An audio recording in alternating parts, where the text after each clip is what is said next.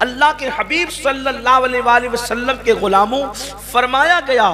جب اللہ کسی کو تباہ کرنا چاہتا ہے، دھیان سے سننا، جب اللہ کسی کو تباہ کرنا چاہتا ہے، جب اللہ کسی کو ذلیل کرنا چاہتا ہے تو اللہ اسے خوبصورت چہروں کو تکنے میں مبتلا کر دیتا ہے، اور جب انسان خوبصورت چہروں کو تکنے لگتا ہے تو پھر وہ تباہ بھی ہوتا ہے، برباد بھی ہوتا ہے، ذلیل بھی ہوتا ہے۔ یاد رکھیں، حسن والوں کی محبتوں کی بنیاد پر بڑی بڑی سلطنتوں کا خاتمہ ہوا ہے، بڑی بڑی حکومتوں کا خاتمہ ہوا ہے، بڑے بڑے تاجر بھیک مانگنے پہ مجبور ہو گئے ہیں، بادشاہ جیل کی سلاخوں کے پیچھے ڈال دیے گئے ہیں حسن والوں کی محبت کی بنیاد پر۔ میرے پیارے آقا صلی اللہ علیہ وآلہ وسلم کے پیارے دیوانوں، اللہ اکبر، اسی لیے اللہ کے حبیب صلی اللہ علیہ وآلہ وسلم نے فرمایا اگر کسی حسین چہرے پہ تمہاری نگاہ پڑ جائے، تم ڈالو نہیں، اچانک نگاہ پڑ جائے کسی حسین چہرے پر، کسی حسن والے کے چہرے پر، آپ جانتے ہیں یعنی کہ کسی عورت کے، خوبصورت عورت کے چہرے پر اچانک تمہاری نظر پڑ جائے تو سید العالمین مسیح کونین فرماتے ہیں، اللہ اکبر، سرکار فرماتے ہیں اس تصور سے کہ اللہ دیکھ رہا ہے، اگر کوئی اپنی نظر کو پھیر لیتا ہے صرف اس ایک نیکی کی بنیاد پہ کہ اللہ دیکھ رہا ہے میں کسی کا چہرہ کیسے تکوں، وہ نظر پھیر لیتا ہے، اسی وقت اس کی ساری زندگی کے گناہ معاف کر دیے جاتے ہیں، اور اس کو اسی وقت اللہ دولہا بناتا ہے، اللہ دولہا بناتا ہے اسی وقت، وہ بازار میں ہو تو، وہ گھر میں ہو تو، وہ مارکٹ میں ہو تو، وہ کسی اور جگہ ہو تو، اللہ اس کو دولہا بناتا ہے، اور 300 جنتی حوروں کے ساتھ اللہ اس کا نکاح فرما دیتا ہے، 300 جنتی حوروں کے ساتھ اللہ اس کا نکاح فرما دیتا ہے، صرف اس ایک نیکی کی بنیاد پر، ایک نیکی کی بنیاد پہ کہ وہ کسی کا حسن اس کو دعوت نظارہ دے، اور وہ اس تصور کے ساتھ اللہ دیکھ رہا ہے، نظر پھیر لے، اس کے گناہ ایسے بخش دیے جاتے ہیں جیسے وہ ابھی اپنی ماں کے پیٹ سے پیدا ہوا،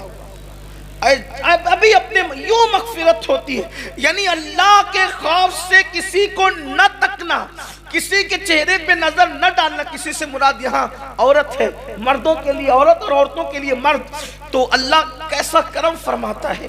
اللہ کیسا انعام فرماتا ہے۔ اور ایک صوفی بزرگ فرماتے ہیں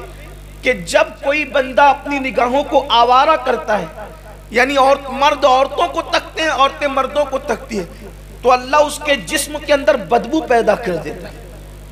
جیتے جی بھی، پسینے کی نہیں، ایک ایسی خطرناک بدبو اس کے جسم سے آتی ہے کہ وہ برداشت نہیں ہوتی۔ آپ غور کریں، یہ میں سمجھتا ہوں کہ جو بہت تھوڑا موڑا میں نے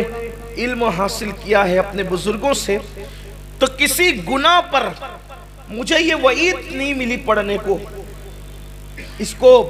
حافظ ابن قیم جو ابن تیمیہ کے شاگرد ہے، اس روایت کو انہوں نے اپنی کتاب میں لکھا ہے، کہ اور بھی ہمارے سنی بزرگوں نے بھی لکھا ہے، لیکن حافظ ابن قیم نے بھی اس کو لکھا ہے کہ جو لوگوں کے چہروں کو تکتے ہیں ان کے جسم میں بدبو قدرت پیدا کر دیتی ہے۔ آپ سوچیں تو صحیح، جیتے جی جس کے بدن سے تکنے پر یہ بدبو آتی ہو، تھوڑی توجہ چاہتا ہوں، تکنے پر، تکنا اتنا برا ہے کہ جسم بدبودار ہو جاتا ہے۔ جسم دنیا میں بدبودار تکنے کی بنیاد پہ ہوتا ہے، تو مرنے کے بعد کفن کی بدبو کا حال کیا ہوگا، جسم کی سڑن کا حال کیا ہوگا، جسم کی بدبو کا حال کیا ہوگا۔ بہت اچھا لگتا ہے چہرے تکنے میں، لیکن یہ بھی مولا کائنات کا فرمان ہے، انسان چہرے تکتے تکتے جو ہے اللہ اکبر زندگی گزار دیتا ہے، لیکن چہرے تکنے سے کبھی اس کا جی نہیں بھرتا، وہ تکتے ہی رہتا ہے کتے بلی کی طرح۔ اللہ اکبر، آپ مجھے بتائیں، صرف چہرے تکنے پر جسم بدبودار ہوتے ہیں، ایمان خطرے میں آتا ہے، جب دیکھنے پر یہ وبال ہے، چھونے پر کیا وبال ہوگا، اور چھونے پر جو وبال ہے پھر زنا پر کیا وبال ہوگا۔ اور یہی ہے ویلنٹائن ڈے جو منایا جا رہا ہے نا، یہ زنا ہی کی ایک شکل ہے، یہ زنا ہی کو معاذ اللہ سیلیبریٹ کرنے کی کوشش کی جا رہی ہے۔ یاد رکھو، اسلام میں کبھی زنا کی گنجائش نہیں ہو سکتی۔ ارے وہ مذہب زنا کی اجازت کیسے دے سکتا ہے جس مذہب نے کسی عورت کو تکنے کی اجازت نہیں دی ہے، بلکہ حدیث پاک میں آتا ہے جو عورتوں کے حسن کو تکتے ہیں قیامت کے دن ان کی آنکھوں میں آگ کی سلاخیں ڈالی جائے گی۔ حضرت داؤد علیہ السلام کا وہ خوبصورت قول جو حضرت سلیمان علیہ السلام کی طرف بھی منسوب ہے، علامہ ابن الجوزی نے لکھا ہے کہ آپ نے فرمایا تھا، میرے بیٹو اگر ناگ کے پیچھے جانا پڑے تو چلے جانا، لیکن کسی خوبصورت عورت کے پیچھے کبھی نہ جانا، کیونکہ ناگ ڈسے گا تو جان جانے کا خطرہ ہے، عورت کا حسن ڈسے گا تو ایمان جانے کا خطرہ ہے۔ میرے پیارے آقا علیہ السلام کے پیارے دیوانوں، حسن والوں نے کسی کا ایمان لوٹا، کسی کی جان لوٹی، کسی کا مال لوٹا، کسی کی آبرو لوٹی، کسی کی عزت لوٹی۔ یہاں عورتیں ہیں نہیں، بچیاں ہیں نہیں، لیکن میری آواز اللہ کرے ان تک بھی پہنچ جائے۔ میں ان سے بھی کہنا چاہتا ہوں، دیکھو یہ جو محبت کے نام پہ ایک معاملہ چلا ہے، اصلا ہر فلم کا عنوان اس وقت محبت ہے،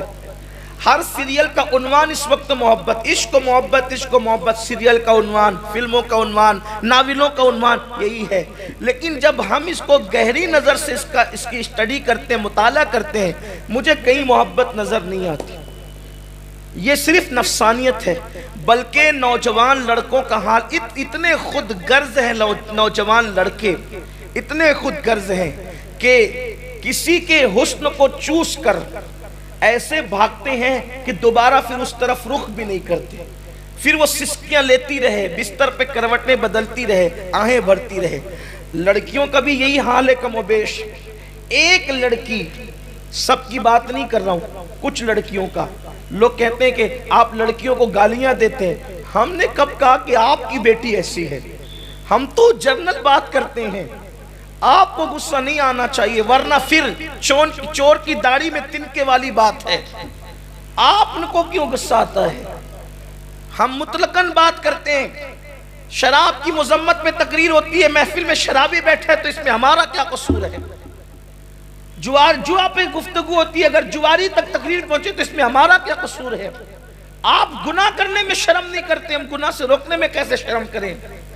تو یہ بات آپ سے کہنا چاہتا ہوں کہ ہمیں یہ بھی پتا چلا ہے، ایک لڑکی کئی لڑکوں کے ساتھ رابطے رکھتی ہے، ظاہر سی بات ہے اس نے سب کے ساتھ تو شادی کرنا نہیں ہے، اور ایک لڑکے کا حال بھی یہ کئی لڑکیوں سے رابطہ، اس نے اس کے ساتھ تو شادی کرنا نہیں ہے۔ نتیجہ ہونا کیا ہے؟ نتیجہ کیا ہوگا؟ کسی ایک کے ساتھ ہی گھر بسے گا، ایک ہی کے ساتھ گھر بسے گا، اس کے بعد جانتے ہیں دل میں جو چیز اتر جاتی ہے، پتھر سے کوئی چیز کا نکال لینا آسان ہے، دل سے کسی کی محبت نکالنا مشکل ہے۔ آدمی پاگل ہوتا ہے، خودکشی کرتا ہے، ریل کی پٹریوں کے نیچے جا کر مرتا ہے، کنویں میں چھلانگ لگاتا ہے، زہر کھاتا ہے۔ یہ صورتحال ہے۔ ایک مرتبہ میں نے سوچا انٹرنیٹ پہ ذرا میں پاگلوں کو تو دیکھوں کہ پاگل کرتے کیا، یہ کیوں پاگل ہے، تو مجھے پتا چلا اکثر لوگ جو پاگل ہوئے ہیں وہ صرف عشق مجازی کی بنیاد پہ پاگل ہوئے، ہنسنے کی بات نہیں ہے۔ اس لیے میں اپنے جوانوں سے کہنا چاہتا ہوں، عشق نہیں کرنا، محبت نہیں کرنا، اور میں تو یہ آپ سے کہنا چاہتا ہوں جس کو تم نے عشق کا نام دیا، نفسانیت ہے وہ، ورنہ اصل میں عشق تو ہمارے ہی مذہب میں ہے، محبت تو ہمارے ہی مذہب میں ہے، واللہ کسی اور مذہب کی طرف سے یہ صدا نہیں آئی ہے، اگر آئی ہے تو اسلام کی طرف سے آئی ہے۔ الا لا ایمان لمن لا محبت لا، آگاہ ہو جاؤ، محبت کے بغیر ایمان ہے ہی نہیں۔ ہمارے یہاں تو محبت شرط ہے ایمان کے لیے، ایمان کے لیے محبت شرط ہے، ماں سے محبت، باپ سے محبت، بھائی سے محبت، بچوں سے محبت، خاندان سے محبت، اولاد سے محبت، سب کی محبت ہمارے یہاں ہے، کیونکہ میرے آقا نے کہا لا یؤمن احدکم حتی اکون احب الیہ من والدہ وولدہ والناس اجمعین، تم میں کا کوئی کامل مومن ہو ہی نہیں سکتا جب تک اپنے ماں باپ سے زیادہ، اپنی اولاد سے زیادہ اور تمام لوگوں سے زیادہ مجھ سے پیار نہ کرے۔ مطلب کیا؟ ماں باپ سے بھی پیار کرے، ہے نا؟ ماں باپ سے بھی پیار کرے، اولاد سے بھی پیار کرے، اور سب لوگوں سے بھی پیار کرے، اور سب سے زیادہ مجھ سے پیار کرے۔ اب یہاں اپنے ذوق کے مطابق کہوں، آؤ نہ اس سے پیار کریں جس سے پیار بھی پیار کرتا ہے۔ اگر توجہ ہے نا تو آپ توجہ کریں، آؤ اس سے پیار کریں جس سے پیار بھی پیار کرتا ہے، آؤ اس سے عشق کریں جس سے عشق بھی عشق کرتا ہے، آؤ اس سے دل لگائیں جس سے دل بھی دل لگاتا ہے، آؤ اس کی طرف بڑھیں اس کی طرف بڑھے جہاں جبریل بھی کشا کشا حاضر ہوتا ہے، آؤ وہاں چلے جہاں پر بلبل جو ہے فریاد کرتا ہے، آؤ اس کی طرف چلے، آبشار جس کی یاد میں زمین پہ گرتے ہیں آؤ اس کی طرف چلے، آسمان کے بادل جس کی محبت میں زمین پر آتے ہیں آؤ اس کی طرف چلے، آدم جنت سے نکل کے زمین پر اسی کی تلاش میں آئے تھے آؤ اسی کی طرف چلے، خلیل جس کی یادوں میں کعبہ تعمیر کر رہے تھے آؤ اس کی طرف چلے، موسیٰ طور پر جس کا نام لے کر چڑھتے نظر آ رہے تھے آؤ اس کی طرف چلے، جس نے نوح کی کشتی کو کنارہ عطا کیا آؤ اس کی طرف چلے، اللہ اکبر، کائنات کا خدا جس سے یوں پیار کرتا ہے کہ ساری دنیا اس کی رحمتوں کو تکتی ہے اور وہ کہتا ہے قد نرا تقلب وجہک فی السماء، اے پیارے ہم تیرے چہرے کو بار بار تکتے ہیں، بار بار تکتے ہیں، بار بار تکتے ہیں، پیارے ہم تو تجھے سجود میں بھی دیکھتے ہیں، جب تو حالت سجدہ میں ہوتا ہے ہم تجھے دیکھتے ہیں، جب تو حالت رکوع میں ہوتا ہے ہم تجھے دیکھتے ہیں، جب تو بیٹھا